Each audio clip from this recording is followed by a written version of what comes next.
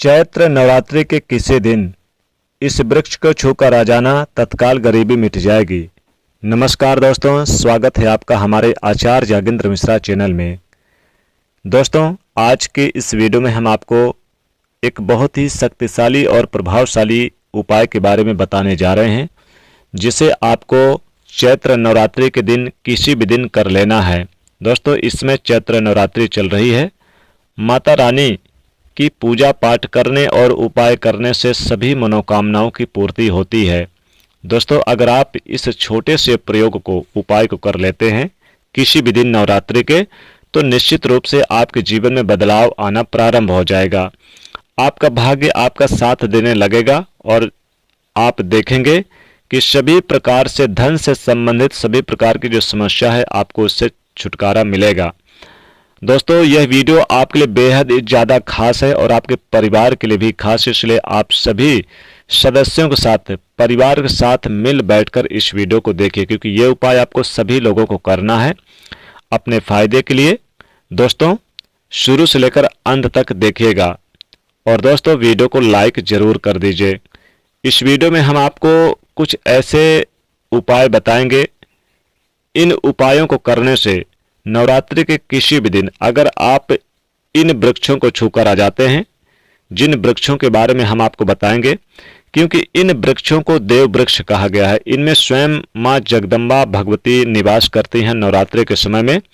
अगर आप इन वृक्षों को छू लेते हैं तो जन्म जन्मांतर की गरीबी दूर हो जाएगी, निर्धनता दरिद्रता दूर हो जाएगी। दोस्तों, इससे आपके जीवन में सभी प्रकार की समस्याओं से छुटकारा मिलेगा, क्योंकि ये कोई मामूली पेड़ पौधे नहीं होते हैं, ये कोई मामूली वृक्ष नहीं है। इनमें स्वयं माता पार्वती का निवास होता है। नवरात्रि के समय में धन को बढ़ाने वाले ये पेड़ पौधे हैं। इनके सामने जाकर अपनी मनोकामना बोल दे, छू करके नवरात्रि के किसी भी दिन आप जो चाहोगे, जो सोचोगे, आप देखेंगे कि 24 घंटे में ही इसका असर दिखने लगेगा।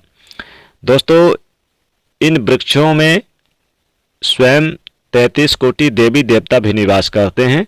इन वृक्षों को आप मामूली ना समझें, क्योंकि नवरात्रि का समय जागृत अवस्था और चेतना युक्त माता भगवती होती हैं और इन वृक्षों में निवास करती हैं। स्वतः आप देखेंगे कि आपके जीवन में चमत्कार दिखना प्रारंभ हो जाएगा। दोस्तों, अगर आपको यकीन ना हो तो आप इस उपाय को एक बार आजमा के देखिएगा। ज्योतिष शास्त्र में नवरात्रि का बड़ा महत्व है। खास करके चैत्र नवरात्रि के समय को बहुत ही ज़्यादा मंगलकारी माना गया है। दोस्तों, चैत्र नवरात्रि में इस बार माता भगवती पालकी पर सवार होकर आई हैं पृथ्वी लोक पर और सभी भक्तों के घर में पधारी हैं। छोटी कन्या के रूप में माता भगवती स्वरूप बना करके पृथ्वी लोक पर निवास करती हैं 9 दिनों तक।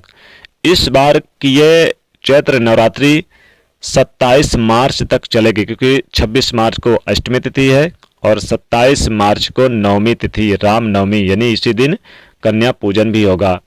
दोस्तों, आप किसी भी दिन, यानी नवरात्रि के किसी भी दिन अगर आप इन पेड़ पौधों को छू लेते हैं तो आपकी मनोकामना जरूर पूरी होगी। कहते हैं चैत्र नवरात्रि के समय में माता भगवती की पूजा पाठ करने से विशेष मनोकामनाओं की पूर्ति होती है। इस दिन आप सूर्य उदय से पहले उठें, माता भगवती को प्रणाम करें और फिर आप व्रत अगर रखते हैं तो व्रत का संकल्प लें। व्रत नहीं रख रहे हैं तो नहा धोकर स्वच्छ वस्त्र पहन करके आप इस दिन मंदिर जाकर आप माता को फूल चढ़ाएं, फल चढ़ाएं, जो भी आपके पास है श्रद्धा भाव से चढ़ाएं और जो भी खीर, हलवा, पूड़ी, मेवे जो भी है उनका भोग लगाएं। साथ ही साथ माता के मंत्र ओम दुम दुर्गाय नमः, इस मंत्र का जाप करें। उनके अलग अलग स्वरूपों के हिसाब से पूजा करें, यानी अलग अलग स्वरूप के हिसाब से पूजा करनी चाहिए, मंत्रों का जाप करना चाहिए, उन्हें भेंट चढ़ाना चाहिए, उन्हें पुष्प चढ़ाना चाहिए। इसके बाद फिर आप माता के जो दुर्गा सप्तशती है इसका भी पाठ करें। आइए अब जान लेते हैं कि कौन से ऐसे वृक्ष हैं जिनको छूने से स्वयं माता की कृपा बरसती है, क्योंकि ये वृक्ष कोई मामूली वृक्ष नहीं है। दोस्तों, कहते हैं पेड़ पौधों से हमें ऑक्सीजन मिलता है। पेड़ पौधे हमें यानी कि बहुत कुछ देते हैं। इनसे जड़ी बूटियां बनती है, इनमें स्वयं माता वास करती है।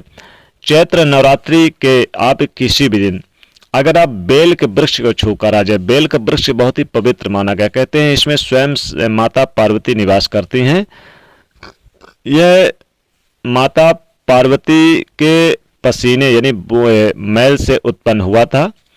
कहते हैं इसमें स्वयं जगदम्बा वास करती हैं। अगर आप चैत्र नवरात्रि के किसी भी दिन आप इस पेड़ के नीचे एक दीपक जला दें और इसे सुबह या शाम किसी भी समय आप जाएं और इसे छूकर आप अपनी मनोकामना बोल दें और 3 बार परिक्रमा कर लें, कहते हैं 24 घंटे में ही चमत्कार दिखना प्रारंभ हो जाता है। माता भगवती कृपा बरसती है।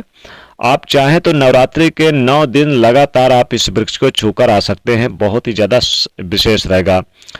अगला वृक्ष है नीम का पेड़। दोस्तों, नीम का वृक्ष कहते हैं कि चैत्र नवरात्रि में माता भगवती नीम के पेड़ में वास करती हैं। नीम के पेड़ में अगर आप जाकर आप एक दीपक जला दें और सुबह शाम किसी भी समय इस पेड़ को छूकर आ जाएं तो इससे माता भगवती की कृपा बरसती है और आपके जन्म जन्मांतर की गरीबी दूर हो जाती है। नीम का पेड़ आपके आसपास घर में मिल जाएगा, आप इसे जरूर छू ले आए। छूने के बाद आप अपनी मनोकामना बोले, कहते हैं नीम के पेड़ में आप लौंग की माला भी पहना दें तो बहुत ही शुभ रहता है नवरात्रि के समय में। अगला जो वृक्ष आता है वो है यहाँ पर गुड़हल का पौधा, गुड़हल का पेड़। इसके लाल पुष्प माता को बहुत प्रिय है। इसके लाल पुष्प चढ़ाने से माता भगवती प्रसन्न होती है, इसलिए गुड़हल के पेड़ को पौधे को भी आप जरूर छूकर आ जाए, इससे भी मनोकामना पूरी होती है। इसके नीचे एक दीपक जरूर जला दें। अगर आपके घर के आसपास आकड़े का पौधा है यानी कि जो मदार का पौधा है तो इसके नीचे, क्योंकि ये गणेश जी की आकृति बनी रहती है और माता पार्वती के पुत्र गणेश जी हैं, तो इसको भी आप छू कर आ जाए तो इससे भी मनोकामना पूरी होती है। इसके नीचे एक दीपक जरूर जला दें। दोस्तों, अगर आपके आसपास कोई एक वृक्ष भी इनमें से मिल जाए उसको भी छू कर आने से विशेष मनोकामना की पूर्ति होती है। तो दोस्तों, वीडियो को लाइक करें, ज़्यादा से ज़्यादा लोगों तक शेयर करें, चैनल से जुड़ने के लिए सब्सक्राइब करें। जय माता दुर्गा।